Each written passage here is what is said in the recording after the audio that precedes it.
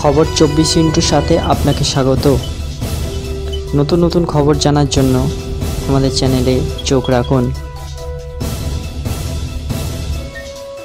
কেন্দ্রীয় করে রাজ্যের ভাগ বাড়ানোর দাবি জানালেন মুখ্যমন্ত্রী মমতা বন্দ্যোপাধ্যায়। মঙ্গলবার নবান্নের ষোড়শ অর্থ কমিশনের প্রতিনিধিদের সঙ্গে বৈঠক হয়।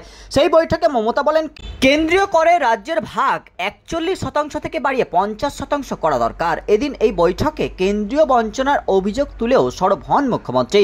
কেন্দ্রীয় অর্থ কমিশনের প্রতিনিধিদের সঙ্গে বৈঠকে বিভিন্ন রাজনৈতিক দলের প্রধানরাও উপস্থিত ছিলেন। বৈঠকে যোগ দিতে নবান্নে গিয়েছিলেন সিপিএম এর রাজ্য সম্পাদক মোহাম্মদ সেলিম, ছিলেন কংগ্রেস রাজ্য সভাপতি শুভঙ্কর সরকার, বিজেপি শঙ্কর ঘোষ। কেন্দ্রীয় বঞ্চনার অভিযোগ তুলে একাধিকবার সরব হয়েছে রাজ্যের শাসক দল। কেন্দ্রকে আক্রমণ করেছেন মমতা। বিভিন্ন প্রকল্পে রাজ্যের টাকা কেন্দ্র আটকে রেখেছে বলে অভিযোগ শাসক দলের। প্রাকৃতিক বিপর্যয়েও কেন্দ্রের কাছ থেকে রাজ্য আর্থিক সাহায্য পায় না বলেও অভিযোগ মুখ্যমন্ত্রী। এই নিয়ে প্রধানমন্ত্রী নরেন্দ্র মোদীকেও চিঠি লিখেছেন তিনি। এদিন কেন্দ্রীয় অর্থ কমিশনের প্রতিনিধিদের সঙ্গে বৈঠকে কেন্দ্রীয় বঞ্চনার অভিযোগ তুলে সরব হন মমতা।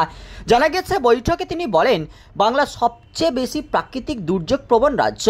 গত কয়েক বছরে বিভিন্ন প্রাকৃতিক দুর্যোগ হয়েছে রাজ্যে। আমফান, ইয়াসের মতো ঘূর্ণিঝড়ের প্রভাবে ক্ষতিগ্রস্ত হয়েছে রাজ্য। পাশাপাশি ঝাড়খণ্ডে বৃষ্টি হলেই বন্যা দেখা দেয় এই রাজ্যে। প্রতি ক্ষেত্রে কোটি কোটি টাকার ক্ষয়ক্ষতি হয় বাংলায়, কিন্তু কেন্দ্র কোনো টাকা দেয় না, সাহায্যের হাত বাড়ায় না। রাজ্য বঞ্চনার শিকার হয় জানিয়ে মুখ্যমন্ত্রী বলেন, অর্থ কমিশনের এই বিষয়টি দেখা উচিত। বিভিন্ন প্রকল্পে রাজ্যের মোট 1,71,000 কোটি টাকা বকেয়া রয়েছে বলেও উল্লেখ করেন তিনি। ব্যুরো রিপোর্ট, খবর 24/7।